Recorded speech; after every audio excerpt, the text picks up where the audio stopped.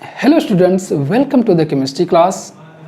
छात्रों, हमें पूरा विश्वास है कि आप सब लोग स्वस्थ होंगे, मस्त होंगे, क्योंकि इस समय कोरोना काल चल रहा है और इसके साथ साथ में चुनाव भी चल रहे हैं। तो हमें पूरा विश्वास है कि आप अपने माता पिता को जागरूक करेंगे और उन्हें मतदान देने के लिए ज़रूर कहेंगे, क्योंकि आप लोगों की एज अभी हो सकता है 18 साल की ना हुई हो। अगर हो गई हो तो निश्चित तौर पर आप भी इस मतदान की प्रक्रिया में भाग लें, ये आपका अधिकार है। छात्रों, इसके पहले हम यूनिट सेल क्या होती हैं, क्रिस्टल लैटिस क्या होती हैं, यूनिट सेल कितनी प्रकार की होती हैं, ब्रेविश लैटिस क्या होती हैं, क्रिस्टल क्लोज पैकिंग यानी क्लोज पैक्ड स्ट्रक्चर्स क्या होती हैं, कितने पार्टिकल्स पर यूनिट सेल होते हैं, और इसके साथ साथ में पैकिंग एफिशिएंसी, इन सभी चीज़ों को अर्थात संकलन क्षमता, इन सभी चीज़ों को हमने निर्देशन कर लिया है। अब आज उसकी कड़ी में calculations involving unit cell dimensions या calculations related density of unit cells, इसे हिंदी में छात्रों ये बोलते हैं। अगर इसका हिंदी में पूछा जाएगा तो इस तरीके से लिखा होता है, एकक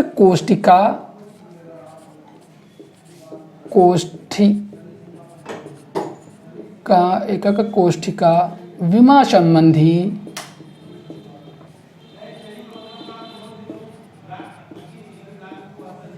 एकक कोष्ठिका में संबंधी गणनाएं, ये हिंदी में होता है। अगर हमारे हिंदू छात्र काफ़ी हैं जो निश्चित तौर पर उनको समस्या हो जाती है अगर इंग्लिश में लिख दिया जाता है, तो हम ये चेक बता देना चाहता हूँ कि इसे क्या बोलते हैं कि कोष्ठिका विमा संबंधी गणनाएं या गणनाएं डेंसिटी से संबंधित, यूनिट सेल की डेंसिटी से संबंधित। और एक चीज़ और बताना चाहूँगा, यूनिट सेल की डेंसिटी, किसी भी क्रिस्टल की यूनिट सेल की डेंसिटी उस पदार्थ की ही डेंसिटी होती है। इसमें ये चीज़ कन्फ्यूजन में मत रही है कि डेंसिटी यूनिट सेल की और पदार्थ की अलग होती है, सेम होती है। इसलिए हम गणनाएं पदार्थ के भी परिप्रेक्ष्य में, डेंसिटी के परिप्रेक्ष्य में कर सकते हैं, लेकिन हम यहाँ पर हमारे पाठ्यक्रम के अनुसार चलेंगे, जहाँ पर किसी भी पदार्थ की डेंसिटी को आपके पाठ्यक्रम में यूनिट सेल के परिप्रेक्ष्य में रखा गया है। तो क्या होती है डेंसिटी? निश्चित तौर पर यह निश्चित पाठ्यक्रम प्रश्न बहुत बड़ा नहीं है, छोटा सा ही प्रश्न है। डेंसिटी होती क्या है? फिर हम बात कर लेते हैं कि calculations involving unit cell dimensions, अर्थात यूनिट सेल की विभिन्न प्रकार के पैरामीटर्स के आधार पर हम किस प्रकार से किसी भी यूनिट सेल की डेंसिटी का कैलकुलेशन करेंगे या उससे संबंधित n पैरामीटर्स का कैलकुलेशन करेंगे। तो होता क्या है, पहले डेंसिटी की बात कर लेते हैं। तो मास बराबर, ये आप जानते होंगे, पढ़े होंगे नीचे पिछली प्रीवियस कक्षाओं में, मास के बराबर क्या होता है, डेंसिटी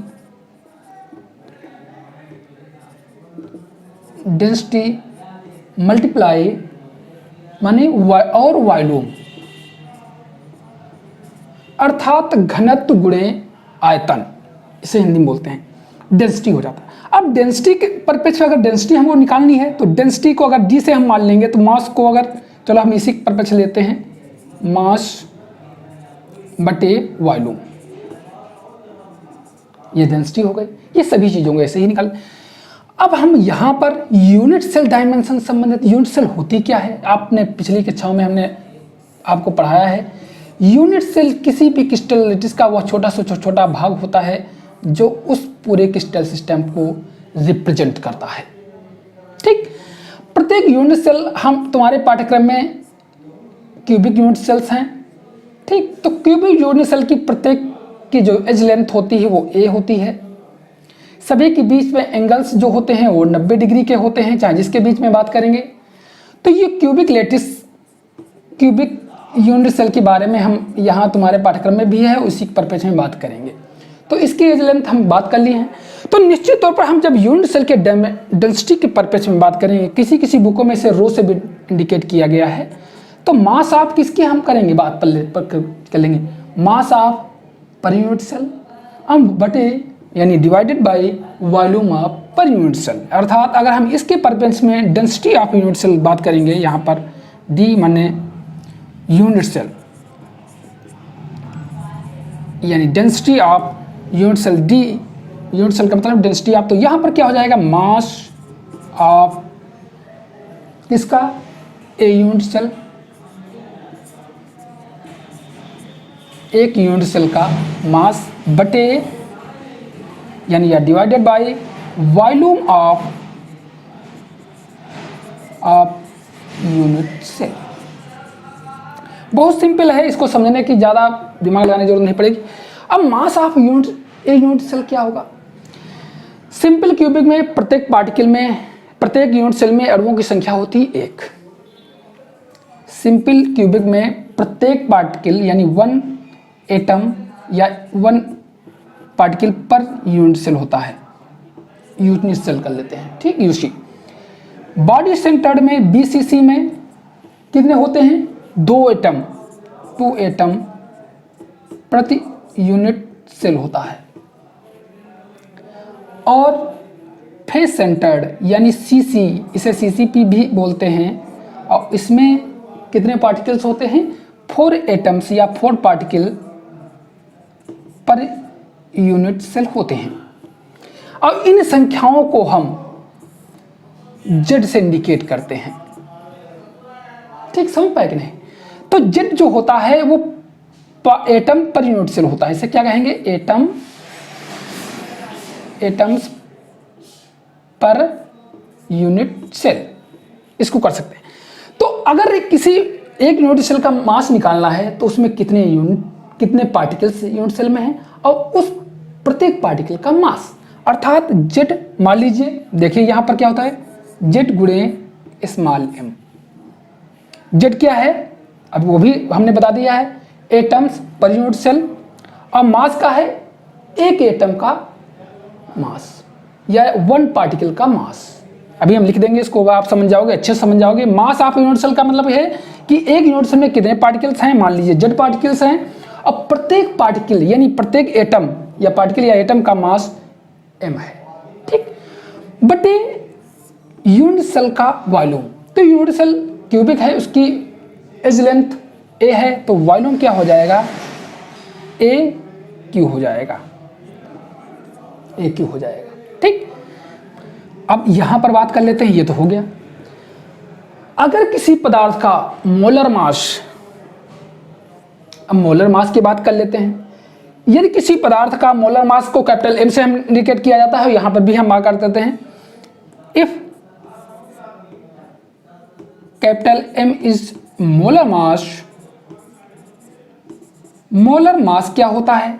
मोलर मास मतलब होता है कोई पदार्थ का 1 मोल का ग्राम, 1 मोल पदार्थ कितने ग्राम का है, वो उसका मोल, अर्थात ग्राम में 1 मोल का द्रव्यमान, ठीक। ये होता किसके बराबर है, ये भी तुमको बता दूं, एटॉमिक वेट के नंबर, एटॉमिक वेट AW भी कह सकते हैं, मॉलिक्यूलर MW मॉलिक्यूलर वेट भी बोल सकते हैं, अणुभार जिसे कहते हैं मॉलिक्यूलर वेट या एटॉमिक वेट, या कभी कभी और इसे एटॉमिक मास भी AM, कैपिटल में अगर लिखना चाहोगे AM, या इसी पर्पस में मॉलिक्यूलर मास भी इसे बोलते हैं, MM भी इसे कर सकते हो, MM, अर्थात ये नंबर के बराबर होता है, उसी के नंबर के बराबर है। मोलर मास किसके बराबर होता है? एटॉमिक वेट यानी परमाणु भार, या मॉलिक्यूलर वेट यानी अणुभार, या एटॉमिक मास, इसे एटॉमिक मास के बराबर भी बोलते हैं, होता है, या मॉलिक्यूलर मास MM इसे भी लिखे हैं हमने, उसके बराबर ही होता है, ठीक। अगर कहीं पूछ जाए एटॉमिक वेट क्या है या एटॉमिक मास क्या है, तो आप इसी को ही समझेंगे, ठीक। तो कैपिटल M के पर्पज में ये बातें की गई हैं। और यहाँ पर कैपिटल M, अगर ये मोलर मास है और 1 मोल में परमाणु या कणों की संख्या कितनी होती है? आवोगाद्रो, इसे N सब स्क्रिप्ट ए लिखा जाता है, इसका मतलब होता है आवोगाद्रोस नंबर।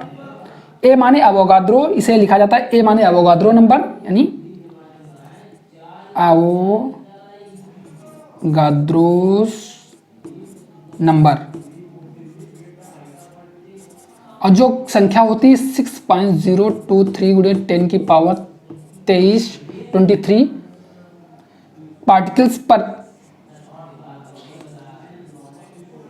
पार्टिकल्स पर मोल, ठीक, या कण पर मोल होता है। तो अब यहां पर समझ लीजिए कि 1 मोल का द्रव्यमान अगर M है पदार्थ का, उसमें कणों की संख्या इतने हैं, तो प्रत्येक कण का यानी स्मॉल m क्या हो जाएगा? कैपिटल M बटे N ए। समझा कि नहीं? एक मोल पदार्थ का द्रव्यमान इतना है, कैपिटल एम है, और उसमें कणों की संख्या है एन है, एवोगाड्रो की संख्या। तो एक कण का कितना मास होगा? कैपिटल एम बटे एन ए। इस वैल्यू को हम this value put in above equation. अगर इस वैल्यू को हम पुट इन अबव इक्वेशन तो what will be density of D बराबर जेड इंटू, इसको हम रख देंगे तो क्या हो जाएगा? एम कैपिटल एम बटे ये N a cube into N A. ये तुम्हारा डेंसिटी का फार्मूला हो जाएगा, जहां वेयर, इसी के नीचे वाली चीज हम यहां लिखे दे रहे हैं, where Z is atoms per unit, atoms in a unit cell,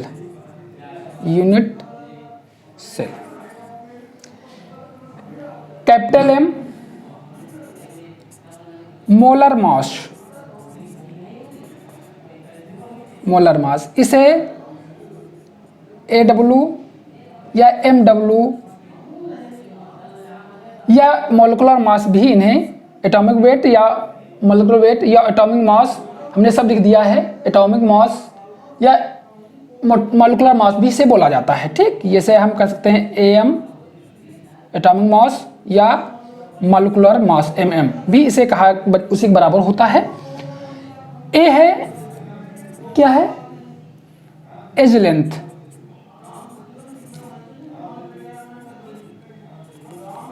length, ठीक, और एन है, NA है आवोगाद्रो संख्या, जो हमने यहां पर लिखी है, आवोगाद्रो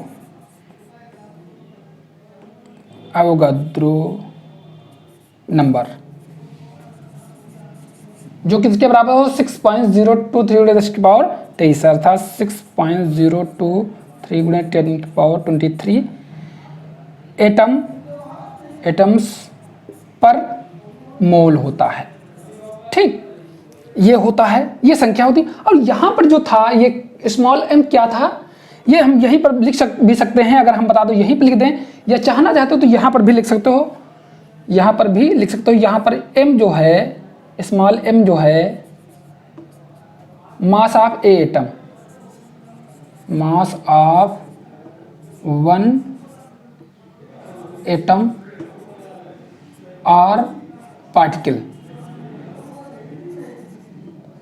ठीक, समझ में कि नहीं? तो इस प्रकार से ये डेंसिटी का फार्मूला निकल जाता है, और कहीं कहीं इस डेंसिटी को रो से भी इंडिकेट किया गया है किन्हीं किन्हीं बुकों में। किसी पदार्थ का घनत्व उसकी यूनिट सेल के घनत्व के बराबर ही होता है, अगर यूनिट सेल का घनत्व है तो उतना ही उस पदार्थ का घनत्व होगा। इससे संबंधित कुछ सवाल बोर्ड परीक्षाओं में, CBSE में भी आते हैं, उत्तर प्रदेश UP बोर्ड में भी आते हैं। ठीक, तो एक सवाल में एग्जाम्पल देना चाहूंगा इससे संबंधित, ताकि आप लोग अच्छे से समझ जाएं कि कैसे सवाल आते हैं। अभी रिसेंट में इसका एक उदाहरण आया है, जो अंक सुधार परीक्षा UP बोर्ड में हुई है, हम उसी को इंग्लिश मीडियम में लिख करके दे रहे हैं। बच्चे समझने की कोशिश करो, हिंदी मीडियम के भी छात्र समझें, क्योंकि क्वेश्चन को दोनों तरीके से लिख पाना कठिन हो जाता है, इसलिए हम इंग्लिश में ही यहाँ लिख रहे हैं। कुछ क्वेश्चन को समझने की कोशिश करें। आइए चलिए हम एग्जाम्पल देते हैं कि कुछ क्वेश्चन इससे संबंधित आते रहते हैं, कैलकुलेशन संबंधित, जिसमें से एक उदाहरण मैं आपको दे रहा हूँ। और ये अभी उदाहरण जो आया हुआ है हिंदी मीडियम में, अंक सुधार परीक्षा जो UP बोर्ड की हुई उसमें आया हुआ है, हिंदी मीडियम में दिया है। प्रश्न क्या है? ऐसे कैलकुलेशंस आते हैं, बहुत से क्वेश्चंस आते हैं, CBSE बोर्ड में भी आते हैं, ISCB बोर्ड में भी आते हैं, और साथ साथ में UP बोर्ड में भी आते हैं। और प्रश्न क्या आते हैं, किस तरीके से प्रश्न आते हैं? जैसे मान लीजिए एक प्रश्न हम दे रहे हैं आपको, आपके सामने एक उदाहरण दे रहे हैं, सिल्वर फाउंड CCP लैटिस, यानी सिल्वर CCP लैटिस का निर्माण करता है। एक्सरे स्टडी ऑफ क्रिस्टल, इसके क्रिस्टल से एक्सरे स्टडी से सोर्स दिखाता है that the edge length of its unit cell is 408.6 picometre. यानी एक्सरे कह रहा है, प्रश्न कह रहा है कि एक्सरे डिफ्रैक्शन जो शो करता है कि यूनिट सेल की एज इतनी है, अर्थात यूनिट सेल की लेंथ की लंबाई इतनी सेंटीमीटर है। Calculate the density of silver, silver की अर्थात चांदी की डेंसिटी को निकालिए, घनत्व की गणना कीजिए। एटॉमिक मास अर्थात परमाणु भार इतना दिया हुआ है। तो आप कैसे कैलकुलेट करेंगे? बहुत सिंपल है, इसमें कोई ज़्यादा दिमाग लगाने की नहीं। क्वेश्चन पहले हम लिखेंगे सोल्यूशन के तौर पर कि सोल्यूशन अर्थात आंसर या सोल्यूशन लिख सकते हैं। तो उसमें क्या है, अकॉर्डिंग हम कर सकते हैं according to the question.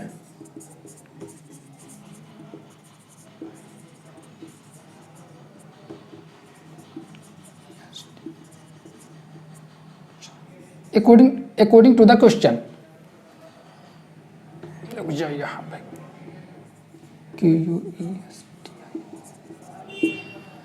Question के अनुसार क्या है, यूनिट सेल की एच दी हुई है अर्थात ए का मान दिया हुआ है, एक बराबर क्या है 8.6 पिकोमीटर। इसका मतलब इसको सेंटीमीटर में बदल लेंगे तो ये हो जाएगा 8 × 10⁻⁻10 सेंटीमीटर।